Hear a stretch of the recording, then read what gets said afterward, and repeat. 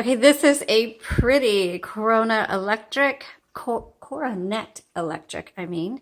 by Smith Corona. This is not the original color. This is one that we have repainted.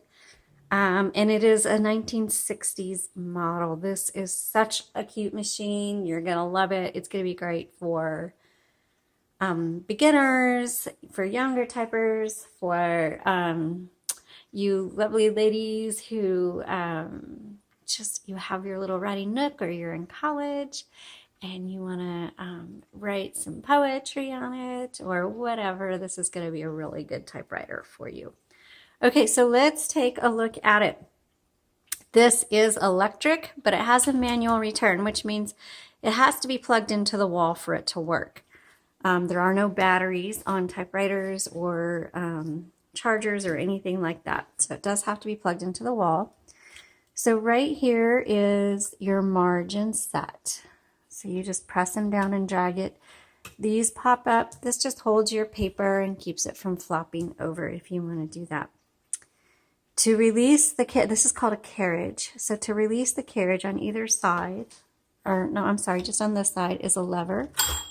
And you can move the carriage back and forth. I'm going to move it to the left so that I can open the top. You want to make sure it's all the way to the left before you open so that the handle, return handle, this is the return handle, it doesn't scrape this. So inside you're going to see your ribbon. This takes a black-red ribbon. It's nice and clean on the inside. This is a universal standard ribbon. They're pretty easy to find. You can find them on our website at jotandtittletypewriters.com. You just kind of plop them in. They're very easy to change in and out, though you will get ink on your fingers, so just be aware of that. So let's go back here. Let's finish talking about the carriage. Sorry, I was getting ahead of myself here.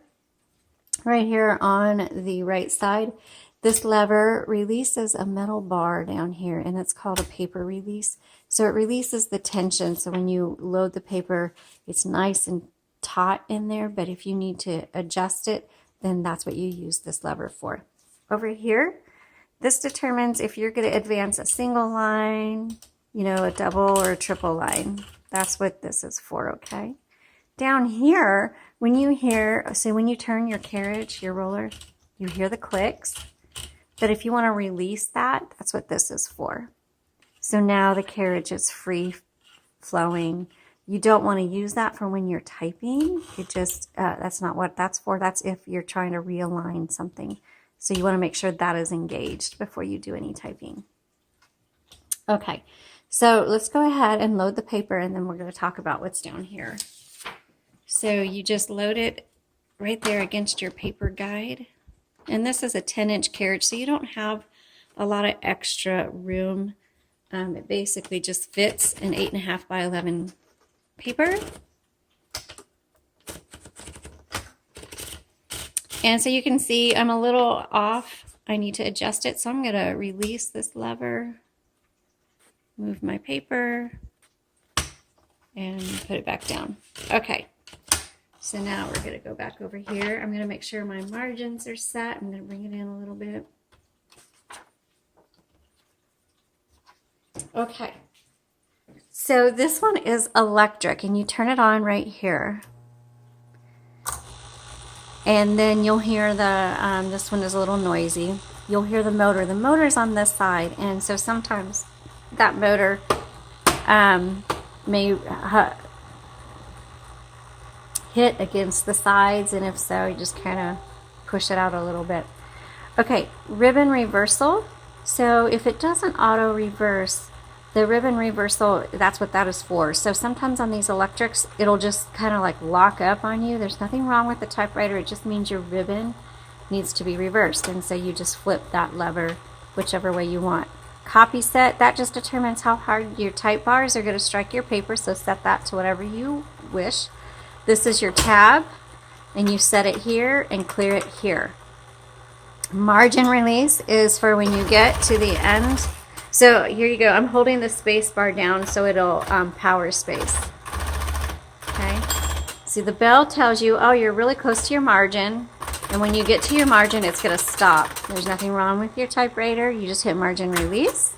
and then you can keep going. But really that's to tell you time to hit the return handle and go back to the beginning. All right, let's go ahead and do some typing. Oh, in your color selector, it's on black right now.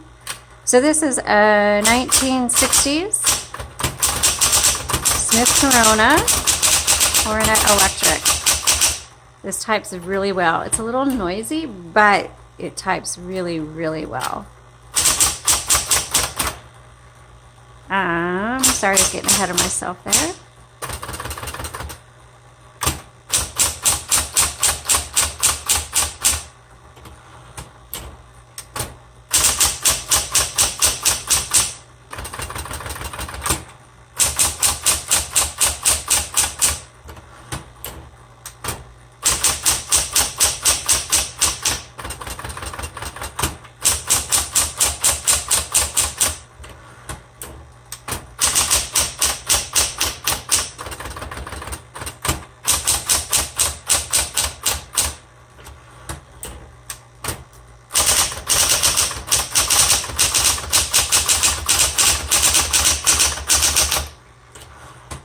Electric typewriters are really good for those of you who are fast typists, or you're just so used to computers, because it's so much easier to type on.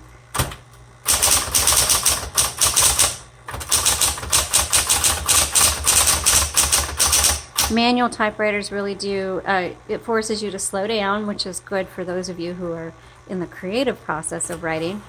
And it takes a little more effort, finger strength to do manual typewriters. That's why electrics are so popular.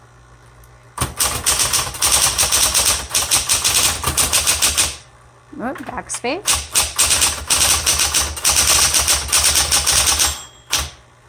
So there's no delete button, you just backspace and fix it and keep going.